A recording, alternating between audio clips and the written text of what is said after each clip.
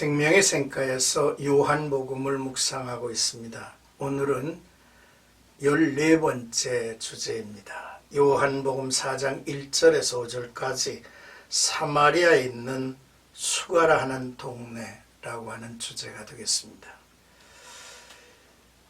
요한복음을 읽고 묵상하는 하루하루가 감격과 놀라움이 있습니다.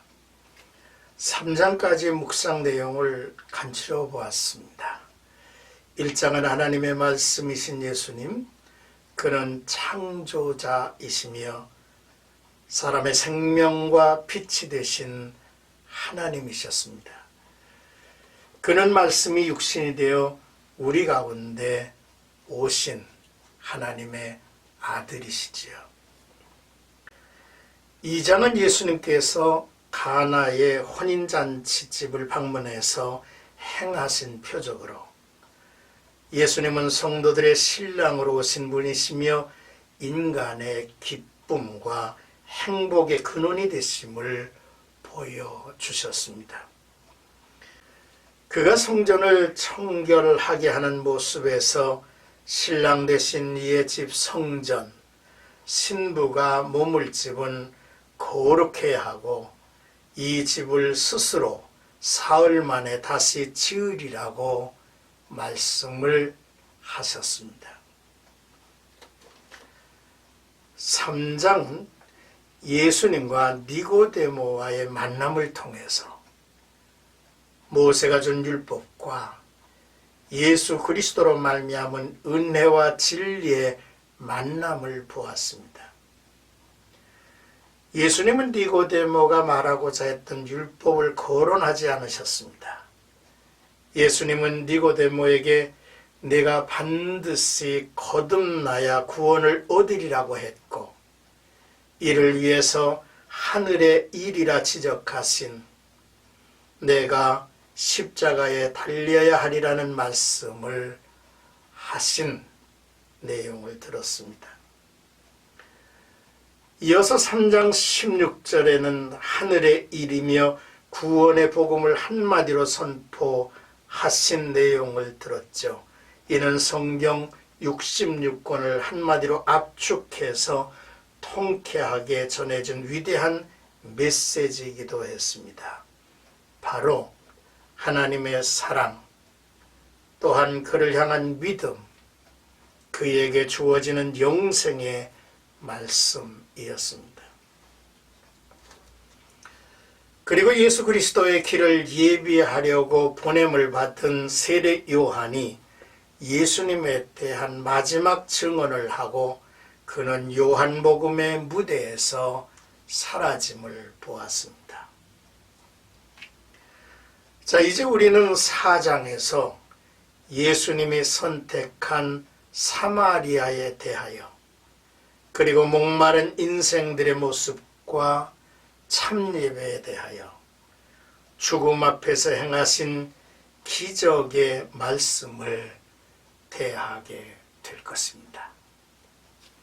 자, 오늘 4장 1절에서 5절까지를 본문으로 먼저 1절에서 4절은 사마리아를 통해서 갈릴리로 가시는 예수님의 모습입니다. 4장의 시작은 사마리아를 통해서 갈릴리로 가시는 예수님의 이야기입니다. 예수님은 어느 시점에서 이 같은 결정을 내리셨는지를 묵상하는 일은 흥미롭죠. 같은 유대 지역에서 두 지도자가 머물며 그 제자들이 사람들에게 세례를 베푸는 일을 했습니다. 많은 사람들이 예수님의 제자들에게 몰려오자 두 지도자의 제자들 간에 갈등이 있었습니다. 이 일이 바리새인들에게까지 전해진 것을 예수님이 아셨고 갈등을 멈추어야 하겠다는 생각을 가지셨을 것입니다. 또한 이 일이 대적자들에게 빌미를 줄 수 없는 일이라고 여기시기도 하셨겠죠. 예수님은 조용히 제자들과 유대를 떠나시기로 하셨습니다. 두 그룹 사이의 갈등은 의미 없는 일이죠. 세례 요한은 여전히 예수님을 증언하고 있고 예수님은 요한이 증언한 대로 따라 행하고 계셨습니다. 동일한 목적과 내용을 공유한 두 그룹에 각각 모인 사람들이 수가 많고 적음을 평가하는 것은 의미가 없습니다. 오늘 교회가 그렇습니다. 그러나 쇠하여야 할 것과 흥하여야 할 메시지가 있음을 알아야죠. 율법과 은혜입니다. 그리고 예수님이 떠나심은 아직 요한의 때가 남아 있음을 저는 아셨기 때문이 아닌가 싶습니다. 예수님이 유대 지역을 떠나 북쪽 갈릴리 지역으로 가시죠. 유대 지역과 갈릴리 지역 사이에는 사마리아가 있었습니다. 당시 경건한 유대인들은 사마리아 지역을 통과하지 않았죠.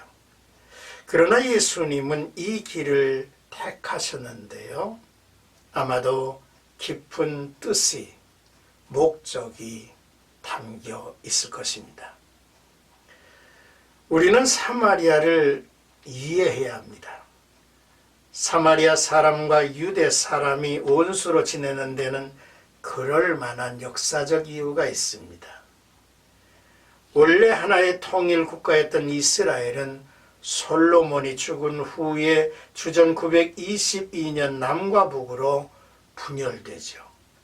북왕국은 북이스라엘이라 하고 남왕국은 남유다라고 했습니다. 분열 후에 사마리아는 북이스라엘의 수도가 되었으며 사마리아의 세겜에서 예배를 드렸습니다. 세겜은 출애굽한 이스라엘 백성들이 가나안 땅을 정복할 때에 여호와 하나님과 계약을 맺은 장소이기도 합니다. 요셉의 시신이 묻혔던 곳도 세겜이죠. 세겜은 북이스라엘의 정치 종교의 중심지였으며 그리심산과 에발산 사이 계곡에 위치하여 군사적으로도 중요한 장소이었습니다. 그러나 사마리아의 비극은 주전 722년 아수르에 의해서 북이스라엘이 멸망당하면서 시작되었습니다. 아수르는 사마리아 사람들을 아수르로 이주시켰고 또한 아수르 사람들을 사마리아로 이주시켜서 혼합 종족을 만들었습니다. 유대인들은 이방인과 피가 섞인 사마리아인을 이방인 노예보다 더 경멸을 했습니다. 사마리아인들은 주전 4세기에 알렉산더 대왕의 허락으로 그리심산에 자신들의 성전을 건축을 했는데요. 유대인들에 의해서 주전 135년경에 그것이 파괴되었습니다. 이 일로 말미암아 증오와 보복의 악순환은 오늘에까지 이어져 오고 있죠. 자, 이런 사마리아의 지역을 예수님이 들어오신 것입니다. 오늘 마지막 5절을 보면 야곱이 그 아들에게 준 땅이라 라는 설명입니다. 요한은 예수님과 사마리아 여인이 만난 장소를 세겜이라 지칭하지 않고 야곱이 그 아들 요셉에게 준 땅이라고 기록합니다. 아브라함은 이곳 세겜에서 여호와를 위해 최초의 제단을 쌓았고 야곱이 제단을 쌓은 것도 바로 이곳입니다. 그뿐만 아니라 세겜은 이스라엘의 모든 지파가 모여서 여호와를 예배하고 언약행신을 하고 왕위식을 거행한 이스라엘의 종교와 정치의 중심지이기도 했다는 사실이죠.